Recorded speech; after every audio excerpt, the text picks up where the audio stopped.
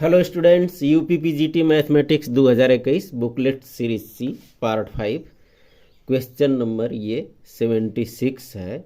यदि x power y equal y power x तो ये वैल्यू ज्ञात करना है। दोनों साइड का लाग ले लेंगे तो ये होगा y लाग x और x लाग y। ये बेस ई पर ही होता है।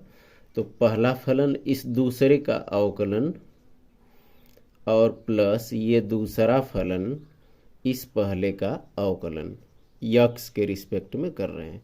ये पहला फलन इस दूसरे का अवकलन और फिर ये दूसरा फलन इस यक्स का अवकलन 1।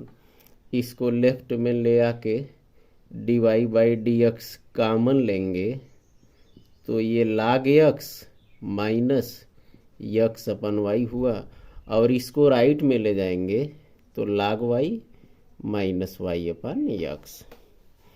और इस तरह ये एलसीएम वाई तो y log x minus x upon y d Y by D x और यहाँ एलसीएम यक्स है तो x log y minus Y हो गया।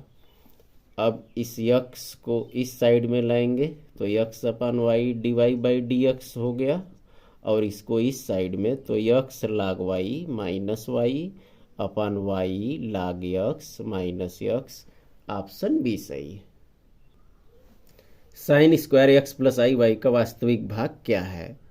अब साइन स्क्वायर थीटा का फार्मूला होता है हाफ 1 माइनस कास 2 थीटा। इस फार्मूला से ये हो जाएगा हाफ 1 माइनस कास 2 थीटा करेंगे इसको तो ये 2x प्लस 2iy होगा। और इस तरह ये कास a प्लस b का फार्मूला लगाएंगे तो कास a कास b फिर माइनस होता है इस माइनस से प्लस हो जाएगा sine a sine b sine 2x sine 2iy हो गया। ये half 1 minus cos 2x cos ix का कास हाइपरबोलिक y होता है तो इस तरह कास हाइपरबोलिक 2y हो गया। और ये साइन 2x साइन ix का फार्मूला ये होता है i साइन हाइपरबोलिक x। इस तरह ये i यहाँ लिख लेंगे साइन हाइपरबोलिक 2y। अब ये वास्तविक भाग पूछा है तो ये तो इमेजिनरी पार्ट है, वास्तविक केवल 1 और ये होगा means half 1 minus cos 2x cos hyperbolic 2y। ये है वास्तविक भाग। ऑप्शन बी सही है। मान लीजिए एक समूह का अवयव है और ए का आर्डर 30 है तो ए पावर 18 का आर्डर कितना होगा? अब ए पावर 18 का आर्डर निश्चित रूप से 30 से छोटा होगा और 30 का डिवीजर होगा। इसके लिए फार्मूला होता है आर्डर ऑफ ए पावर के तो ये होता है order of A upon GCD of A power के और आर्डर ऑफ ए ये फार्मूला होता है। इस फार्मूले का यूज करें तो order of A power 18 equal order of A 30 है और जीसीडी ए पावर के ये है सॉरी ए पावर के नहीं केवल के होता है तो के मीन्स यहाँ 18 हो गया और आर्डर ऑफ ए ये 30 है। इस तरह 30 और 18 और ये 30 का जीसीडी करेंगे ये 6 आ रहा है और इक्वल 5। ऑप्शन बी सही। वेक्टर ए और बी का मॉडुलस 5 है, ए क्रॉस बी इतना है तो ए डॉट बी ज्ञात करना है। अब फार्मूला होता है वेक्टर ए क्रॉस बी के मॉडुलस का square plus A dot B के मॉडुलस का स्क्वायर होता है mod of A square into mod of B square. इस फार्मूले का यूज करेंगे तो mod of A cross B, अब इसका मॉडुलस लेंगे तो ये 4 स्क्वायर और plus 3 square means -3 square plus 3 square ही हो जाएगा, तो ये आ गया 5। अब ये 5 इसका स्क्वायर कर देना है, तो ये हो गया 25 plus mod of A dot B का square equal mod of A square, तो ये 25 और into mod of B square, ये भी उतना ही है, ये हो गया 25।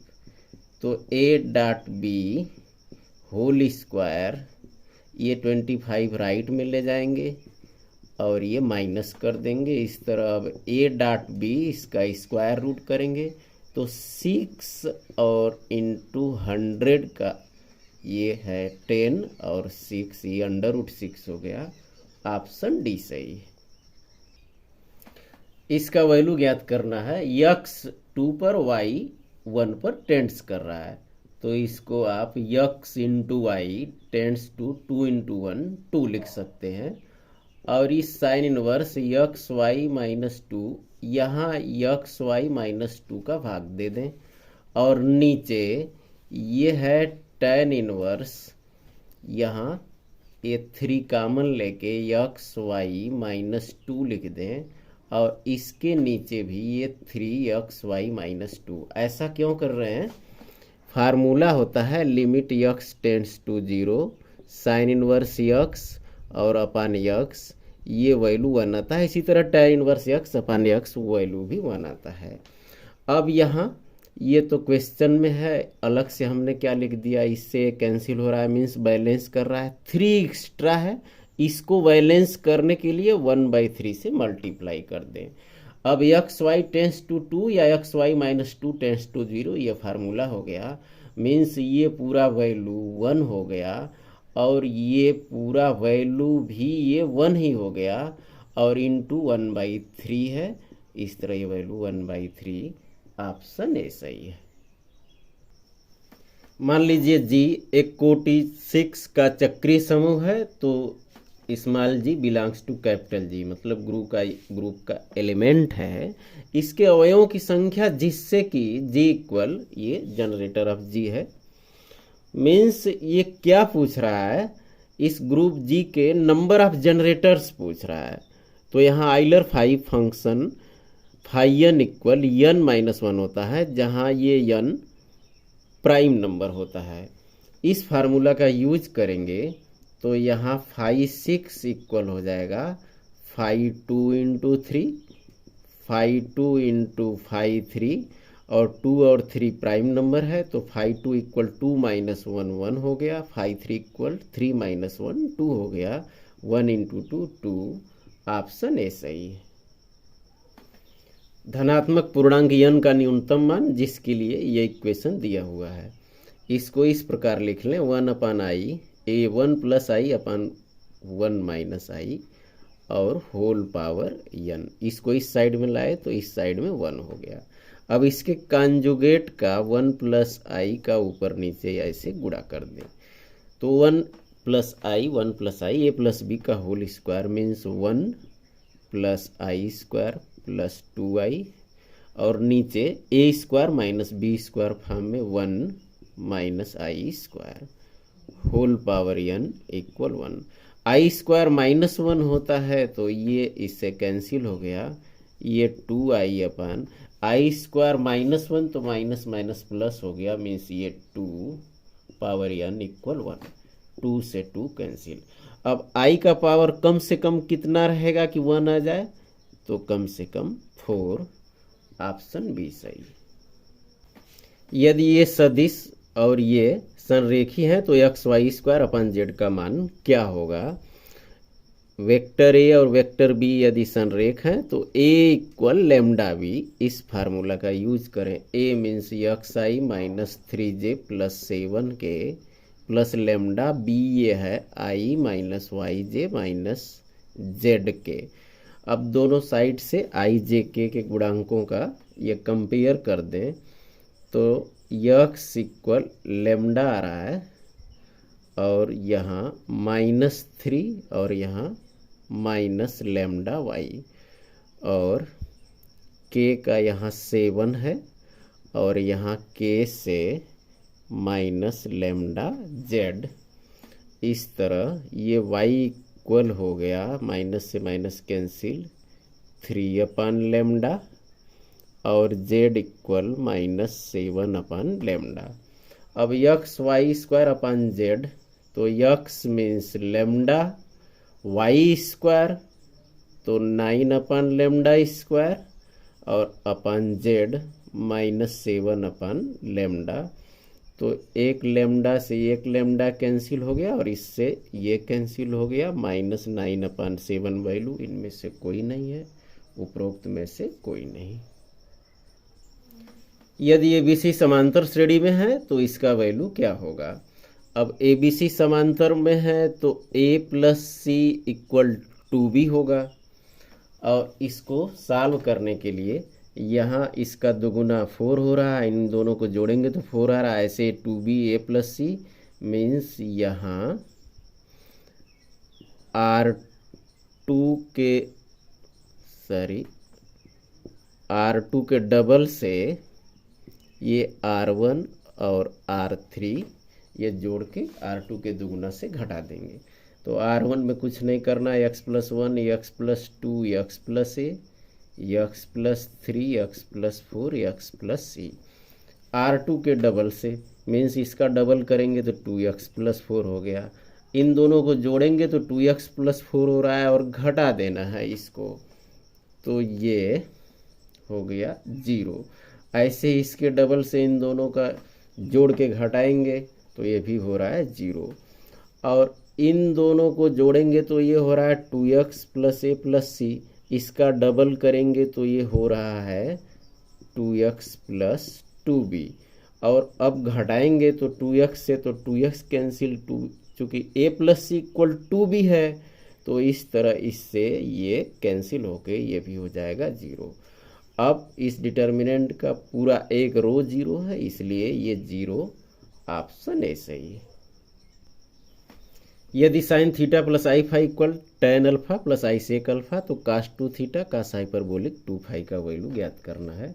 तो sin a + b sin θ cos i φ + cos θ sin i φ, right में है tan α + i sec α। अब इसको sin θ cos i φ को cos hyperbolic φ plus cos θ sin i φ को i sin हाइपरबोलिक φ ऐसे लिख लेंगे, tan α i sec α। तो रियल के equal means sin θ cos hyperbolic φ ये tan α के इक्वल हो गया, और i का गुणांक ये cos θ sin हाइपरबोलिक φ ये हो गया sec α के इक्वल। अब sec और tan है, स्क्वायर करके माइनस करेंगे तो 1 आएगा, मीन्स इसके स्क्वायर से इसका स्क्वायर माइनस कर देंगे, तो cos square θ sin hyperbolic square φ minus sin square θ cos hyperbolic square φ sec square alpha minus tan square alpha. अब cos स्क्वायर थीटा का formula 1 + cos 2θ/2, sin hyperbolic square phi का formula cos hyperbolic 2φ - 1/2, sin square theta का 1 - cos 2θ/2 और cos hyperbolic square phi का 1 + cos hyperbolic 2φ/2 होता है, और ये राइट में तो 1 आ गया। अब सब मल्टीप्लाई कर दें तो ये 4 और ये 4 हो गया, ऐसे कॉमन ले लें 1/4, और सब ये 1 का इसमें तो cos hyperbolic 2φ -1 + cos 2θ cos hyperbolic 2φ हो गया, और ये इसमें करेंगे तो -cos 2θ।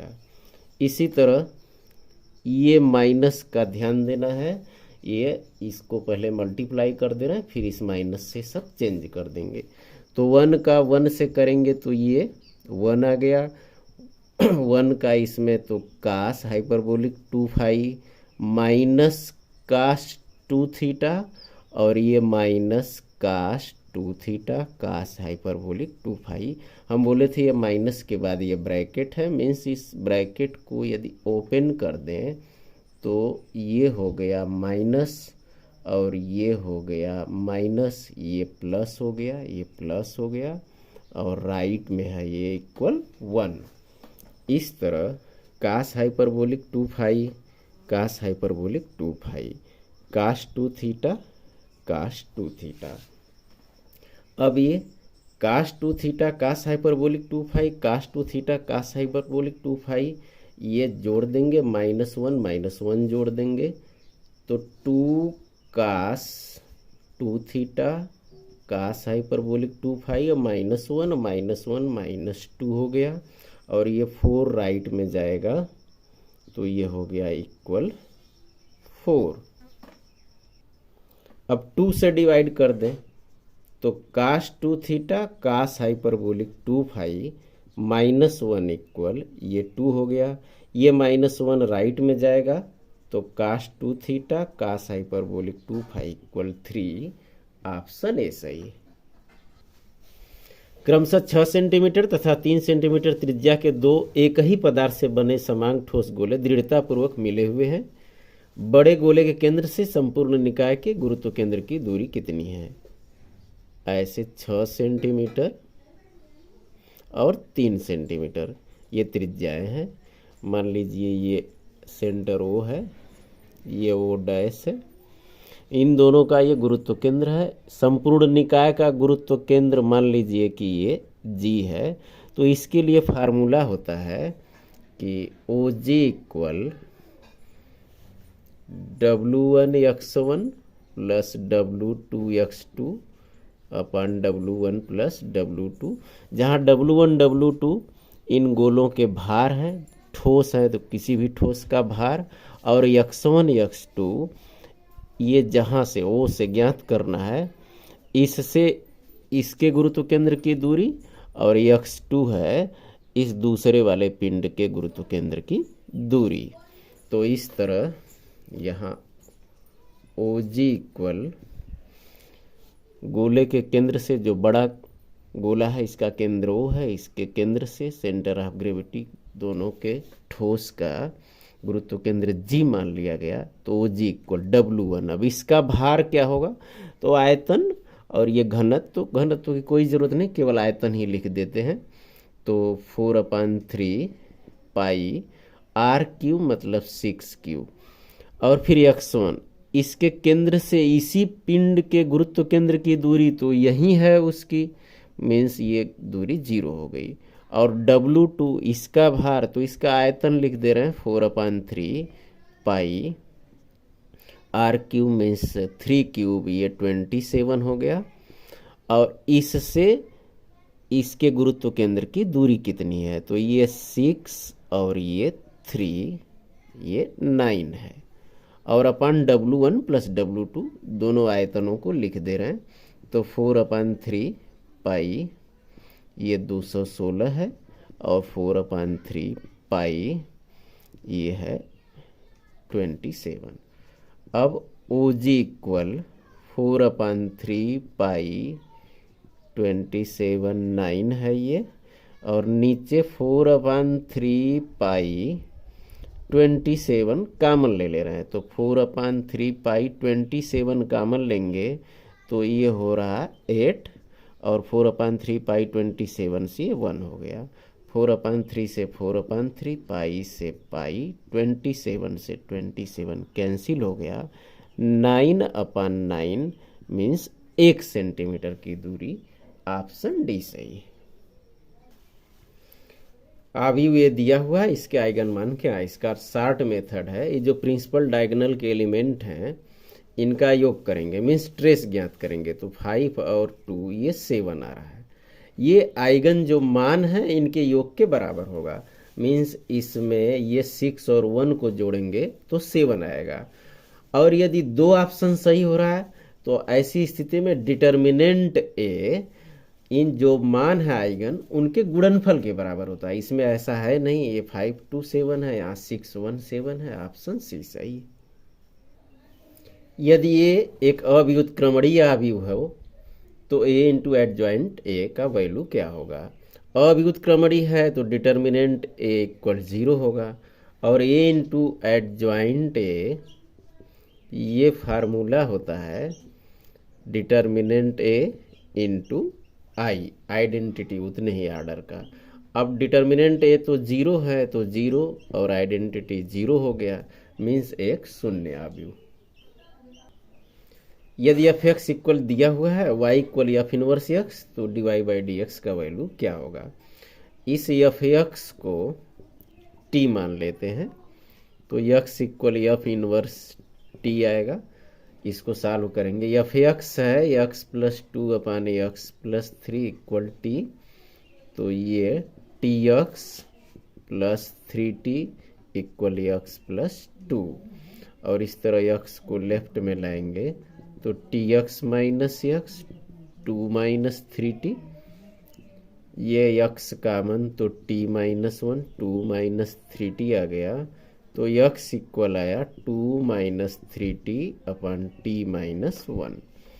और अब इस तरह x means F inverse T 2 minus 3t upon T minus 1। अब टी के स्थान पर एक्स लिख लें तो ये हो रहा है F inverse x equal 2 minus 3x upon x minus 1।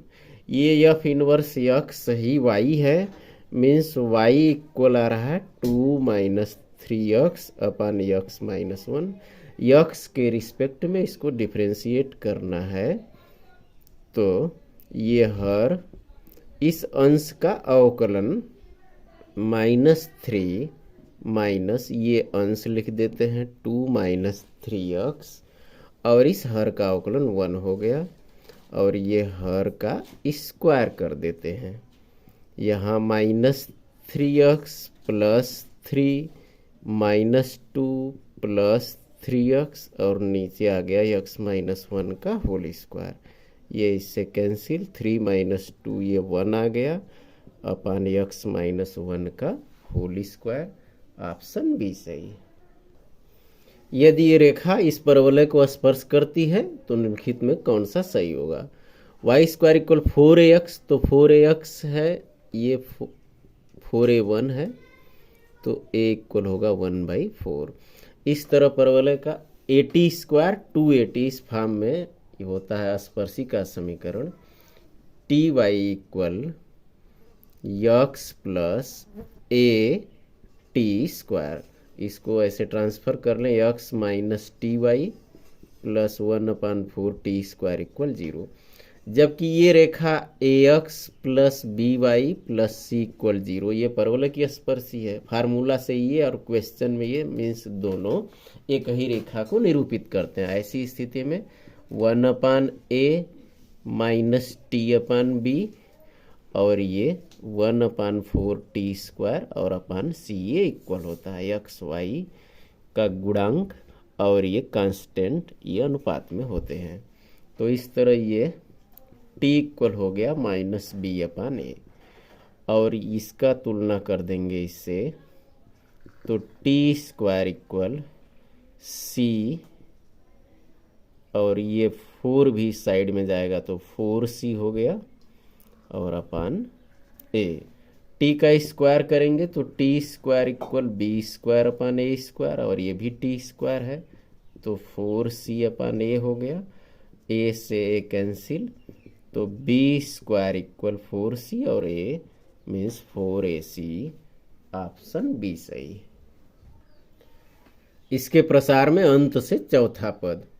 अब यहाँ पदों की संख्या एक अधिक होती है, मीन्स ये 10 है। अंत से चौथा पद ये होगा प्रारंभ से, ये कुल 10 पद हैं, इसमें से चौथा 4 घटा देंगे और फिर 1 जोड़ देंगे, ये वहाँ पद होता है प्रारंभ से, मीन्स ये 7वां पद हो गया। 6 + 1, इसे इसी फॉर्म में लिखते भी हैं, 7वां को ऐसे t6 और +1 ऐसे, यही पूछ रहा है। तो NCR means 9c6 x power n minus r, तो यक्स क्यूब अपन 4 power n minus r means ये 3 हो गया, और ए पावर आर जहाँ ए है -2 अपन x square power r means ये 6, ये t r plus 1 n c r x power n minus r a power r, ये फार्मूला। तो 9c6 को 9c3 लिख सकते हैं, और ये हो गया यक्स पावर 9 और अपन 4 क्यूब हो गया, ये माइनस ये सम है तो प्लस हो गया 2 पावर 6, और ये यक्स पावर हो गया 12। इस तरह 9c3 को 9 8 7 अपन फैक्टोरियल 3 और इनटू इससे इसको कैंसिल कर लेंगे, तो ये हो गया 1 अपन यक्स क्यूब 2 पावर 6 64, 4 क्यूब 64, ये कैंसिल हो गया, और ये 3 से ये 9, 2 से 8 तो 4 हो गया, ये 84 और अपन यक्स क्यूब, ऑप्शन बी सही है। प्रत्येक चक्री समूह का तुल्यकारी प्रतिबिंब भी चक्री समूह है, मीन्स साइक्लिक ग्रुप का आइसोमॉर्फिक इमेज भी साइक्लिक होता है, ये सही है।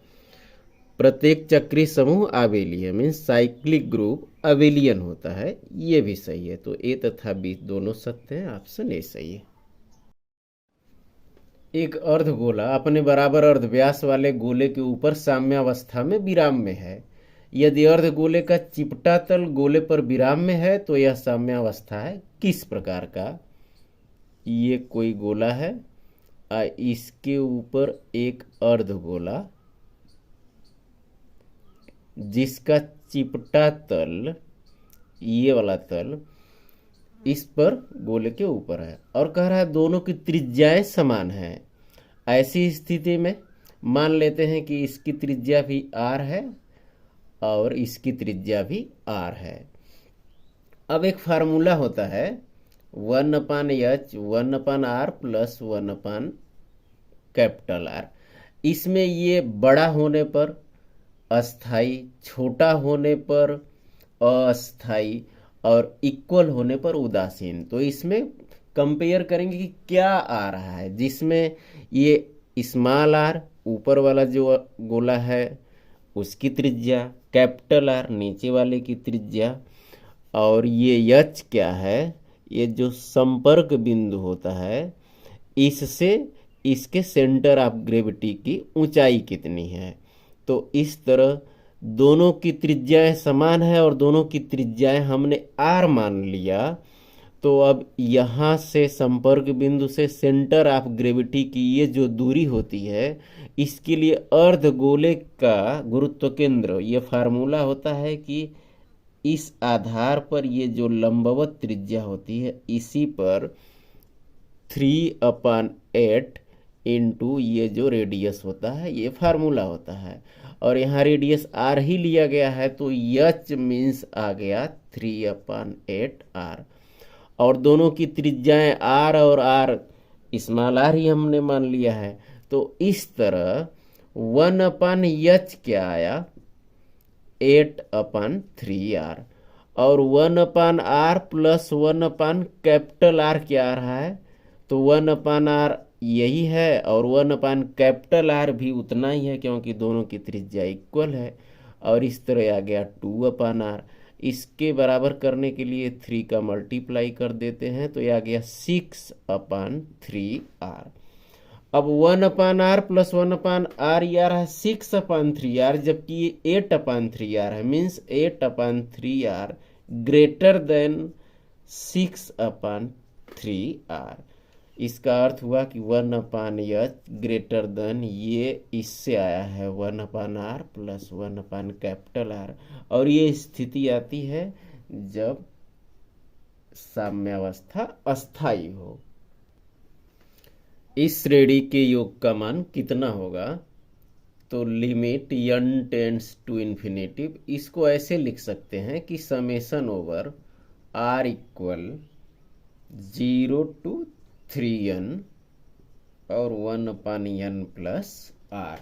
इसको चेक कर लीजिए, r इक्वल 0 तो 1/n, r इक्वल 1 तो n प्लस 1, ऐसे ही r इक्वल 3n करेंगे तो 1/3n प्लस n 4n, ये आ रहा है। अब इसको limit n tends to infinity, ये summation over r equal 0 to 3n, इसको इस तरह की n का ऊपर नीचे भाग या यहाँ कामन ले लेंगे, ये कही बात है। जैसे यहाँ कामन ले लिए n तो 1 प्लस ये r/n आ रहा है। क्यों कामन लेंगे? इसलिए कि जब हम इसको ऐसे r/n इक्वल x मानते हैं तो आता है 1/n इक्वल ये dx, और r इक्वल 0 तो x equal 0 means n tends to infinitive करने पर ये कोई फर्क नहीं, 0 ही आ गया। और r इक्वल ये 3n लिखेंगे तो 3n/n ये से कैंसिल हो जाएगा, 3n/n, n से n कैंसिल, x इक्वल 3 आ रहा है, और n को इन्फिनेटिव पर टेंड्स करेंगे तो 3 ही रहेगा। इस तरह ये 1/n ये dx हो गया 1/1 प्लस, और ये r/n को x मान लिया गया है। इस तरह ये फार्मूला हुआ log 1 प्लस x और 0 to 3। अपर लिमिट 3 रखेंगे इसमें तो log 1 प्लस 3 मीन्स 4 हो गया, और ये log 0 रखेंगे तो 1 प्लस 0 log 1 का मान 0। इस तरह ये आ रहा है log 4, ऑप्शन डी सही है। गोले की त्रिज्या ज्ञात करनी है। त्रिज्या के लिए फार्मूला होता है √u² plus v² plus w², जहाँ u x के गुणांक का आधा मीन्स 1/2 का स्क्वायर 1/4, इसी तरह 1/4 1/4, u² plus v² plus w² minus D. अब ये लेफ्ट साइड में होने पर -4 है और माइनस डी कर रहे हैं तो ये हो जाता है +4। अब इस तरह सबको जोड़ लेंगे तो ये हो रहा है 3/4 + 4, और ये √19 हो गया ये, और अपान 4 का स्क्वायर रूट करेंगे तो 2 हो जाएगा। ऑप्शन डी सही है। निम्नलिखित कथनों पर विचार कीजिए, ये दोनों कथन है, कौन सा इसमें सही है। अब सेक हाइपरबोलिक x का ये अवकलन करेंगे तो sec hyperbolic x tan hyperbolic x नहीं होता, माइनस भी होता है इसमें, इसलिए गलत है। और साइन हाइपरबोलिक इनवर्स x को डिफ्रेंशिएट करेंगे तो ddx ऑफ इसका वैल्यू होता है log x plus √x² plus 1। इसको डिफ्रेंशिएट करना मीन्स इसको करना है। अब इंटीग्रेशन में ये फार्मूला पढ़ते हम कि इसको इंटीग्रेट करने पर यही आता है, मीन्स इसको डिफ्रेंशिएट करेंगे तो ये आ जाएगा, मीन्स ये सही है, केवल 2 सही है। यदि v एक n बीमी सदिश समष्टि है तथा v पर t एक रैखिक रूपांतरण इस प्रकार है कि t की कोटि तथा शून्यता बराबर है तो n किस प्रकार का होगा।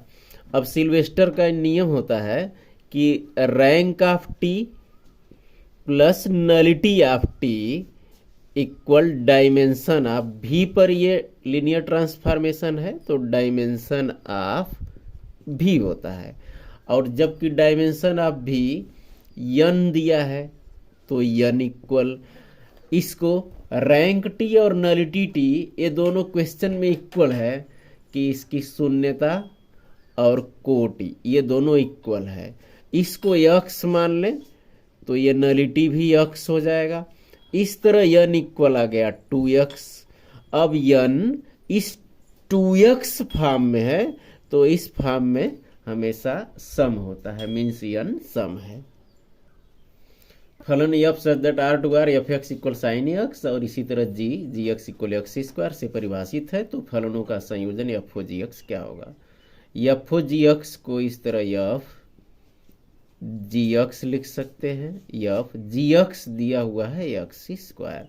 अब इस एफ फंक्शन में एक्स के स्थान पर x square means sine x के स्थान पर एक्स स्क्वायर लेंगे, sine x square, option c सही।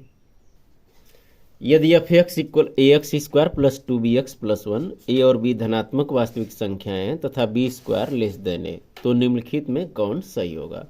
इस एफ एक्स का डिस्क्रिमिनेंट ज्ञात करें। डिस्क्रिमिनेंट फार्मूला होता है बी स्क्वायर माइनस 4ac विविक्त कर।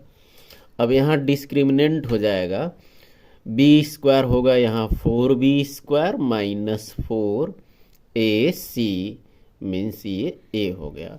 अब B square less than a, तो बी स्क्वायर माइनस ए लेस देन 0, और इसमें 4 से मल्टीप्लाई कर दे तो 4b square minus 4a less than 0, यही डिस्क्रिमिनेंट है, तो डिस्क्रिमिनेंट लेस देन 0।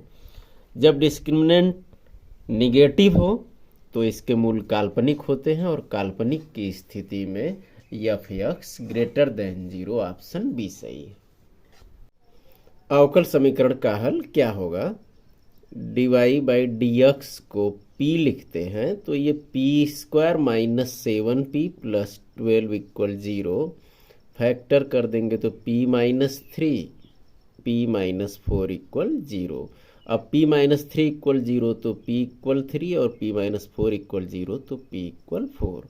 अब p का ये स्थान पर dy बाई डी एक्स लिख लें अब, और फिर इसको dy इक्वल 3dx और dy इक्वल 4dx अब इंटीग्रेट कर दें, तो ये y इक्वल हुआ 3x प्लस सी, और ये y इक्वल 4x प्लस सी। इसको लेफ्ट में ले आएंगे तो y minus 3x minus c equal 0, y minus 4x minus c equal 0। और सलूशन लिखते समय दोनों को एक साथ लिखते हैं, मीन्स ये y minus 3x arbitrary constant है, इस माइनस सी को प्लस सी लिख सकते हैं, और इसी तरह ये y minus 4x plus C equal 0, option A सही है। इस तरह यदि आपको सलूशन इजीली समझ में आया हो और कंसेप्ट भी क्लियर हुआ हो तो शेयर करते रहिए। फिर मिलेंगे नेक्स्ट वीडियो में। जय हिंद।